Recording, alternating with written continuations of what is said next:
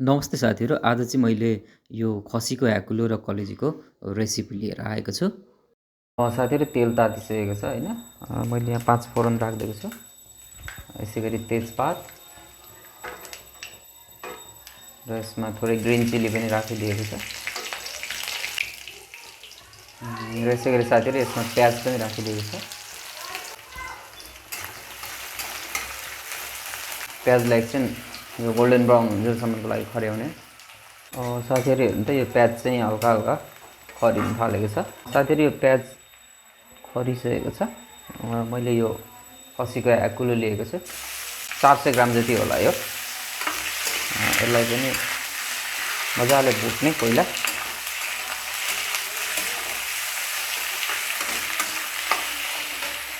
ह्याकुलो कलेजी पकाउँदा चाहिँ ध्यान दिनुपर्ने कुरा के छ भने साथीहरू, यो कलेजीलाई पनि पहिला तेलमा खर्यायो भने यो चाहिँ हार्ड हुन्छ, साह्रो हुन्छ। तपाईँले जति पकाए पनि तपाईँलाई त्यसको साह्रो हुन्छ।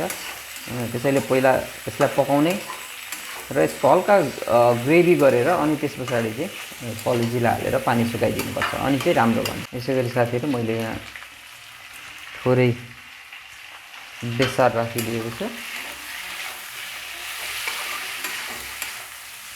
यसलाई साथीहरू आगो सानो गरिदिनु होला, यो पाक्नु पनि पर्छ। त्यही भएर आगो मसिनो गरिदिने र यसलाई छोपेर बिस्तारै आनन्दले पकाउने, हतार नगरी।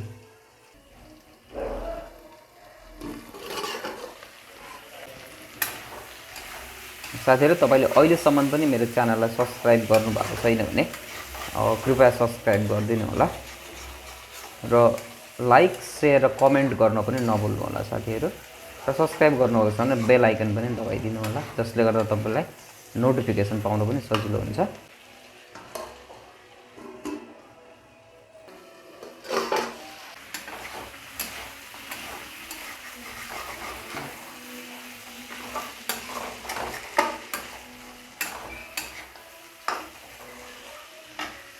यसै गरी साथीहरू मैले यसमा यो अलिकति अदुवा र लसुनको पेस्ट राखिदिएको छु, करिब 1 चम्चा। राम्ररी चलाइदिने।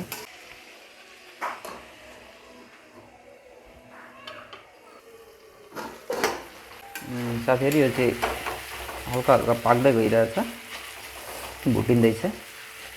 मैले यसमा चाहिँ करिब 2 ठुलो चम्चा जति जिरा र धनियाँको पेस्ट राखिदिएको छु। राम्ररी चलाइदिने र यसलाई पनि छोपेर बिस्तारै पकाउने।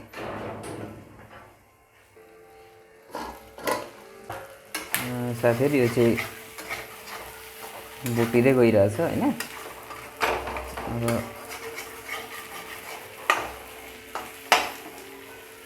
यसमा चाहिँ मैले यो दही राखिदिएको छु। यसलाई चाहिँ मजाले फिटेर राख्नु होला साथीहरू। र दही राखिदिएपछि एकदम छिटो फास्ट चलाउनु पर्ने हुन्छ।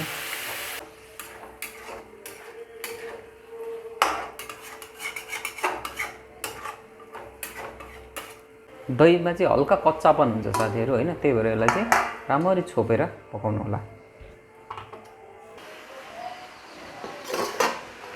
ल साथीहरू यो चाहिँ मजाले खरिँदै भुटिँदै पाक्दै गइरहेको छ हैन। यो ह्याकुलो लगभग यसको यो आधा उधी जति पाकिसकेको छ साथीहरू हैन। आधा चम्चा जति गरम मसला पनि एड गरिदिएको छु र आधा चम्चा चाहिँ यसमा लास्टमा अन्तिममा एड गर्ने हो कलरको लागि। यो लगभग आधा चम्चाभन्दा अलिक बेसी, लगभग 1 चम्चा जति नै यो काश्मिरी लाल मिर्च पनि एड गरिदिएको छु।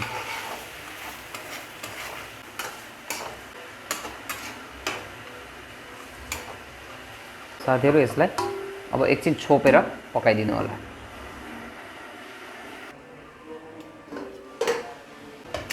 साथीहरू हेर्नु त यो हल्का टाँसिनु पनि थालेछ, चाहिँ मजाले पाकिरहेको छ। यसमा मैले थोरै मनतातो पानी एड गरिदिएको छु।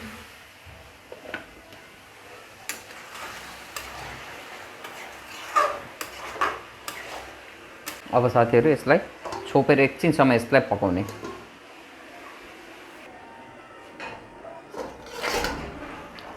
ल साथीहरू यसको कस्तो मजाले यसको कलर आएर यो पाकेको छ हैन। पछि यसमा जुन यो कलेजी मैले एड गरिदिएको छु। यसलाई चाहिँ तपाईले कलेजीलाई अगाडि नै तेलमा हालेर फ्राई गर्नुभयो भुट्नुभयो भने चाहिँ कलेजी फेरि सारो हुन्छ, एकदमै हार्ड हुन्छ, खाइ नसक्नुहुन्छ साथीहरू।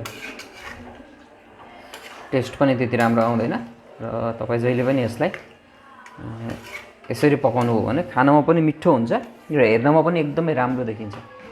साथीहरू मैले यसमा नुन हालेको थिइनँ, त्यही भएर मैले यसमा करिब 1 चम्चा जति नुन, तपाईहरु कतिको खानुहुन्छ त्यही राख्नु होला।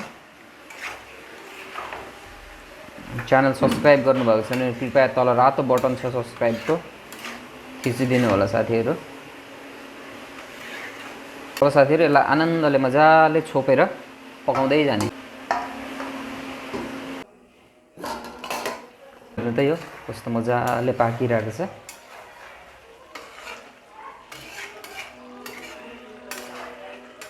साथीहरू सब्स्क्राइब गर्नुभएको छैन भने कृपया सब्स्क्राइब गर्न चाहिँ नबिर्सिनु होला।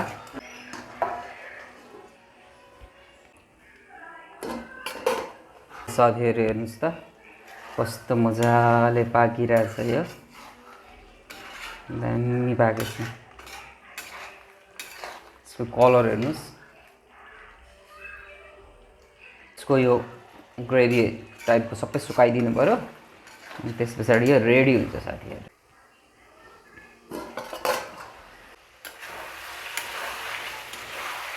यसको साथीहरू यो मजाले पाकेको छ, हर बास्ना पनि आइरहेछ। तपाईहरुले स्मेल गर्न त सक्नुहुन्न बास्ना त, तर एकदमै राम्रो बास्ना देखिरहेछ। यहाँ साथीहरु कस्तो मजाले पाकेको छ यो, मजाले गर्छ।